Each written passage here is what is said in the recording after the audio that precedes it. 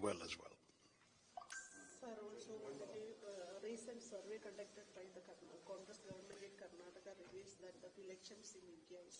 Yeah, I mean, I think it's not fair to call it a Congress government survey. It seems to be a survey conducted by the Chief Electoral Officer of the state under the auspices of the Election Commission of India.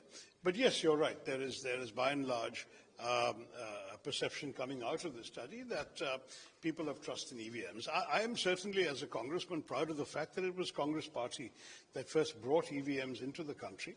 And I think any flaws and defects that have been identified, and as you know, our party leader, Rahul Gandhi, has pointed to some very serious errors, those need to be rectified. Are these human errors or are they machine errors? These need to be understood and studied. But if the survey has established that the public has a high level of confidence, then certainly I think that we need to just perfect the system in which people have confidence so the system can continue to work.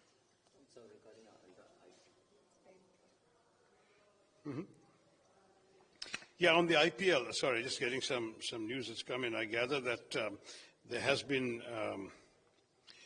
a criticism that there's a betrayal of national sentiment.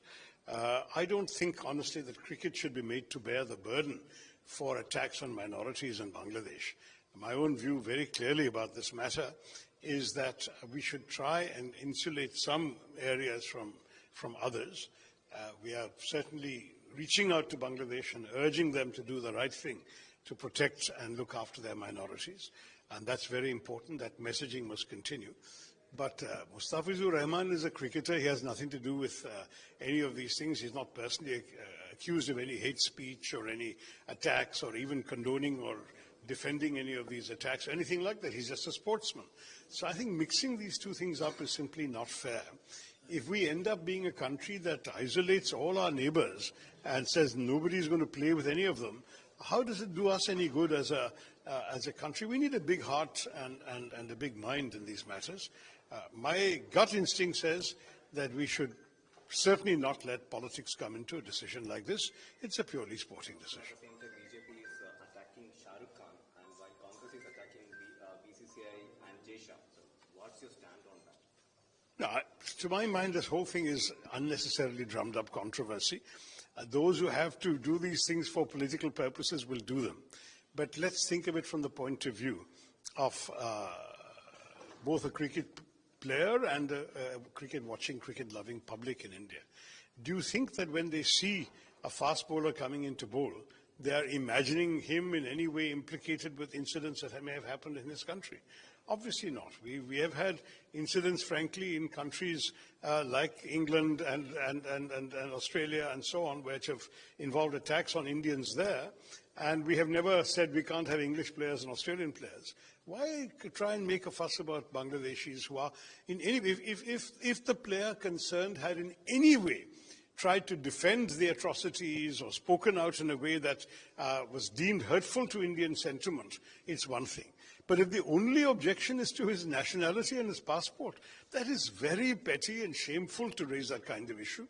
And as far as I'm concerned, I think we should definitely insulate the IPL from any of these further unnecessary political pressures. So my own view is we are trying to repair things with Bangladesh. We're trying to create a decent relationship. Let us not start boycotting a country which is very much in our neighborhood, where we have civilizational ties going back for millennia, where we have borders on 3 sides of their country are with us, and the 4th side is water. So please understand that we cannot think in terms of, dream in terms of isolating them or cutting them off. We have to play with them and enjoy them and at the same time do the diplomatic work necessary to ensure that the kinds of incidents that Indians are concerned about do not recur.